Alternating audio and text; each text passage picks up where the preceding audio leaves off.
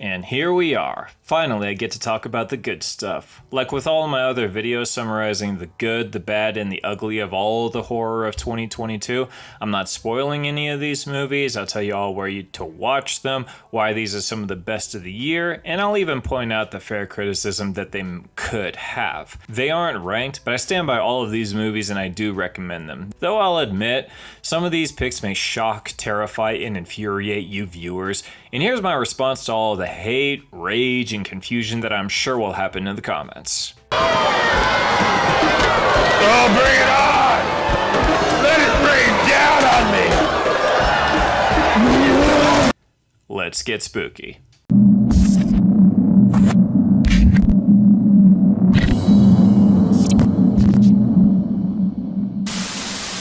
Hellraiser 2022. So if I solve it,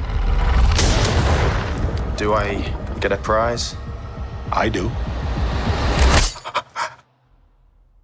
Okay, I know this one is gonna cause a stir, so let's just get it out of the way. I like this movie. I actually really like this movie. I liked it so much I would watch it again. What is this, amateur hour? Okay, so here is what I liked about the movie. I liked that it was different. They didn't try to do the exact same thing as the original, which I'm sure people would have hated. I get a lot of people would never be able to look past the fact that they changed Pinhead. We'll tear your soul apart. Hey, I get it. It's a tough act to follow, and I think with the route that they went with, they did a pretty good job. I really liked the new look of the Cenobites. I liked that they looked more like angels from hell and that there was a certain beauty to their look. Though, I will admit, sometimes it looked too clean and not unique enough with the skin stretching. And one thing I did not like were the pins or the nails. They were all pearled. It looked like a mom shopped for them at Hobby Lobby. A nice alternative would have been gold-colored pins and nails. It fits because we see Cenobite technology, and it's gold-colored with a clean-ish polish. The story is interesting. We follow a drug addict who does classic annoying things that drug addicts would do and happens upon the lament configuration. It's not a super deep plot, so there's not much more I can say about it without spoiling it. They changed up the box, which I'm totally okay with. Hell, I would get 6 of them, so I would have one for each configuration displayed on my desk. Not to force any others into an internal hell while I collect all the rewards. Oh, no, no, no. I would never do such a terrible thing. No, I understand that. You're being very serious right now. I can clearly see you winking. Damn it. I'm using my left eye? They do change the way the box works, which I like, but at the same time don't like. I can't go any further than that without spoiling it. So the Hellraiser franchise is originally an 80s horror franchise, so the bar isn't super high with the storytelling for the most part, but what we got, yeah, I'd say it was well done enough for me to want to get sequels. The violence is good, the acting is pretty good, the story is decent. It's a fun watch to see the Cenobites mess around with the environment and seeing the new looks and whatnot. You can watch it on Hulu. Smile. You have it? Get away from me! Get away from me! Smile is a horror thriller focusing on a work-driven main character who works in the psych ward at a hospital. She is grinding herself out with her work ethic and schedule until a certain patient comes in and for the most part is super polite.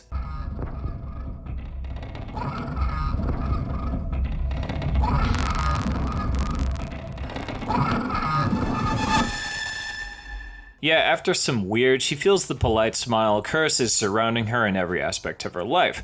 I'm sure plenty of people aren't going to be surprised that this is on my best of 2022 list. A lot of people are saying good things about this movie, and I'm not jumping on the bandwagon. I saw it opening night, and I liked it from there, so everyone who thinks that I'm just jumping on the bandwagon... Hey! Shut up! I will admit that this movie is very similar to Truth or Dare and It Follows because the main villain has a creepy smile that is consistent throughout the film and it's based around a curse that you are unable to get rid of. So it's hard to not compare it to those films. But in Smile's defense, I think it stands out on its own pretty well. There are several jump scares in the film, and it's easy to say that that's a lesser or cheap kind of horror, but they legit did get me, so I thought they were all well done. Some of the character smiles aren't the best, which should have been a requirement for the casting. You need to be able to have a big, wide, creepy smile or fucking get lost. But there are plenty of good smiles, so it's only a small critique. I loved the ending. I thought it was a great way to finish off the film, lots of good emotional scenes where you feel like it's a hopeless situation. You feel that the character is growing as she tackles some personal trauma. It was practically the perfect way to wrap this shit up. I obviously recommend this one, and you can watch it on Amazon Prime, Paramount Plus, Epix Now, Philo, and YouTube TV. Barbarian. This is perfectly natural. Barbarian is a pretty wild movie about a young woman who is in town for a job interview and books an Airbnb during her stay. But things go from inconvenient to just odd when someone also booked the same place but from a different website, and it's pissing rain outside in the middle of the night. Good old Pennywise here is able to convince her to take a chance and stay the night there with him. But things go from odd to ominous to straight up terrifying the longer she stays in the hellscape of Detroit. I mean, the Airbnb. More is revealed about her true surroundings and what's in store for her the longer she stays in Detroit.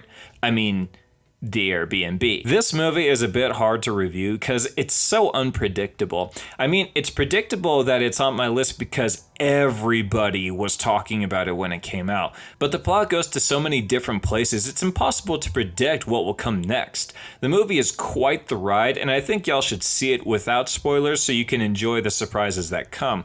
But in order to properly prep you in case this is or is not your type of movie, I will say that the story can be chopped up into 3 parts. Some of the parts do drag and it gives you the impression of what the fuck am I watching, but then all is revealed and connected. So there were definite moments that pulled me out of the movie but then brought me back in. Another small gripe I have is that there weren't enough levels to the main meat of what was really happening. It's hard to describe it further than that without spoilers, but some of the moments did bug me towards the second half and the ending of the movie that if you want to discuss that in the comments below, I definitely can go into more detail about them. It's a solid movie for 2022 and it's for people who can endure their horror movies. I think you'll like where it'll lead. You can watch it on Amazon Prime, HBO Max, and Hulu. Bodies, bodies, bodies. What is your podcast about? Hanging out with your smartest and funniest friend. Did you just groan? Bodies, Bodies, Bodies is a dark comedy thriller about a small group of rich friends at one of their friends' parents' second home for the weekend. There's a big storm brewing and they are prepped with drugs and booze to enjoy themselves. I don't know if the power goes out before or after they start to play the game Bodies, Bodies, Bodies, which is essentially Mafia or a murder mystery party but without any of the serious role-playing or different characters. Someone gets murdered and there's a killer and you're supposed to figure out who done it. But things turn south when actual blood is spilt and friendships turn into bitter rivals or spited exes or whatever. Honestly, you can very easily question if any of these people would consider each other a good friend. The movie has plenty of humor and really pokes fun at Gen Z type people, which if you can laugh at and not want to go into a murderous rage after some over-the-top white knighting or victimhood showboating, you'll have a good time. But I did see this with others who find Gen Z types very annoying, so it was hard for them to laugh at it. I don't know why anyone would be annoyed at something like that. What's something you own that you don't ever plan on using? My uterus. Because and I mean this with all disrespect, them kids. So, as a dark comedy, it made me laugh. As a mystery thriller, there's really only so many avenues it can go. It wouldn't be super hard to predict a few outcomes and be right. The main character is this small-mouthed, shy girl that bugged the fuck out of me. No offense to the actress, I'm sure she's nice and she did a good job in the role, but her voice weirded me out the whole movie. It was like her lips barely moved, but she was speaking at normal voice levels, which was weird. Like, it made me think she dubbed over her own voice for the entire movie. I'm not alone in this. I've asked and other people have also agreed or just brought it up. But still, it's a fun movie, and if you can laugh at people being a bit over the top and self-important, you'll laugh as well. You can watch this on Apple TV, Amazon Prime, Vudu, Redbox, and YouTube, but you'd have to pay extra to watch it for all of them. Pearl.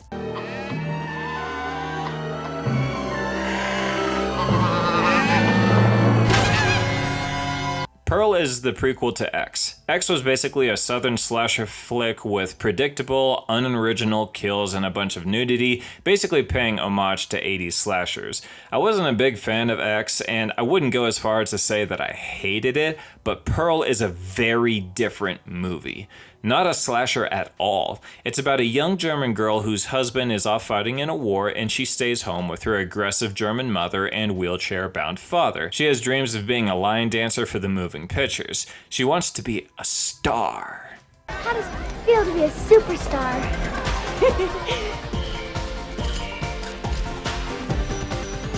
What's keeping her back is her family life, but she is determined to be more than who she currently is, while also having such a dark side about her that it reveals itself in quite shocking and violent ways.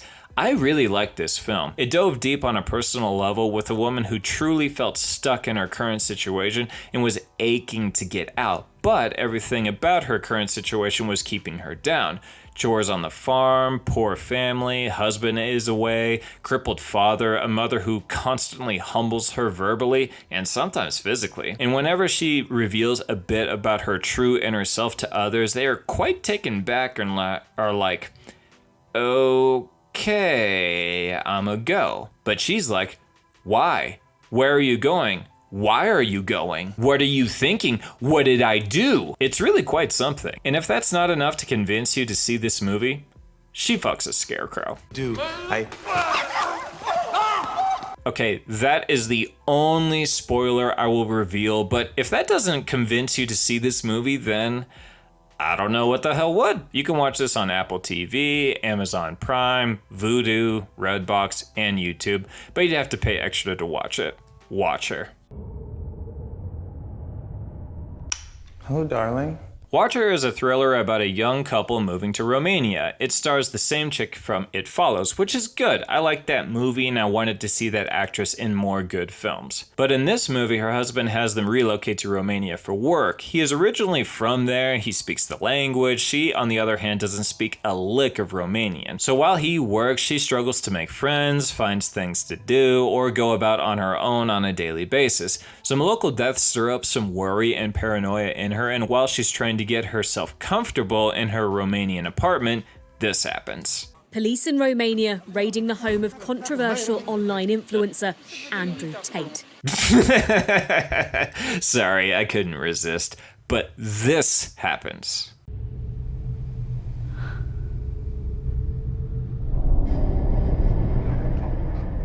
So now she's worried that someone is watching her, but as the plot thickens, you wonder, is he watching her or is she watching him? When this movie came out, it was the same week that Crimes of the Future came out. I went over in my review for that movie that I had to pick between one or the other, and I chose Crimes of the Future, and I chose poorly. It wasn't a terrible movie, but it wasn't a horror movie, and that's what I wanted. I'm very glad that I did get around to finally watching Watcher, because I really did enjoy it. I thought it did a great job of portraying the difficulties of going to a foreign country and not speaking the language and feeling a bit helpless.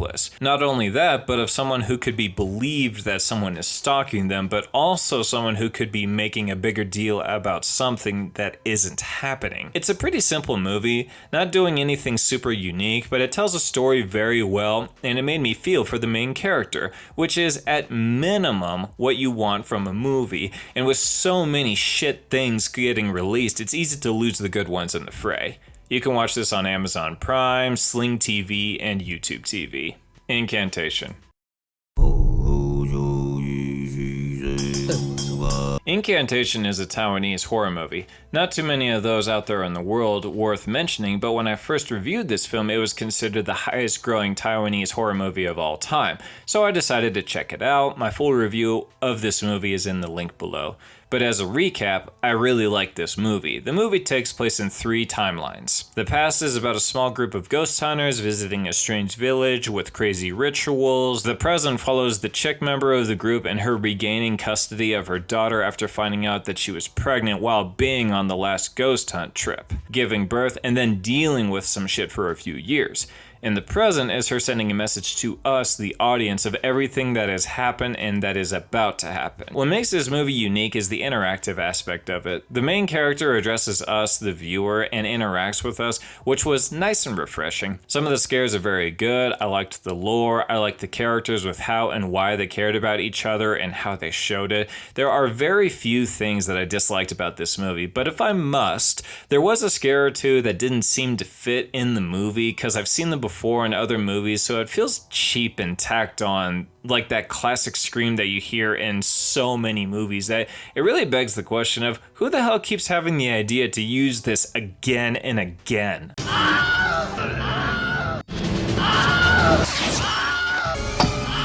But anyways, if you like foreign found footage films and don't mind reading subtitles, I think Incantation is worth your time. You can watch it on Netflix. The Black Phone. I made you some breakfast. What'd you put in that? Salt and pepper. The Black Phone is a thriller based on a short story written by the son of Stephen King. That kid has some big shoes to fill, but good on him for trying. The movie focuses on a small family in a small town plagued by the Grabber, a man who kidnaps and kills kids. The main story focuses on Finney. He's got a quick-to-anger drunk father and a foul-mouthed sister, a few friends at school, and is into baseball. The movie takes place in the 70s, and the Grabber is added every few months with a new victim. Our main character gets nabbed, and the majority of the film is him trying to escape and people trying to find him. I loved this movie. I loved the characters, especially the little sister being the big standout of the movie for sure. I liked Ethan Hawke as the villain. I liked the supernatural aspects of the story. I liked the variety and tenacity of Finney's attempts at escaping. I liked everything about this movie. There is a bit of a surprise reveal when it comes to the detective aspect of it that it doesn't make a ton of sense, but it doesn't have too much impact on the movie as a whole, so it doesn't really affect my overall impression of the movie.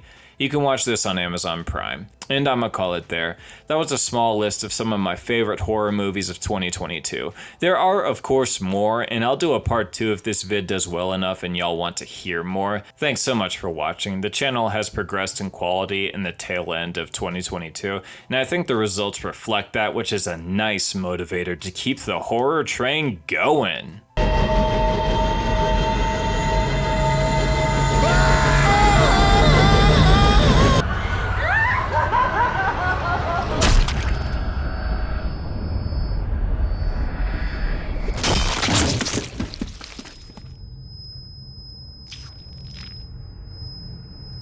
Thanks for watching, and please stay spooky, for a new year of horror is already here.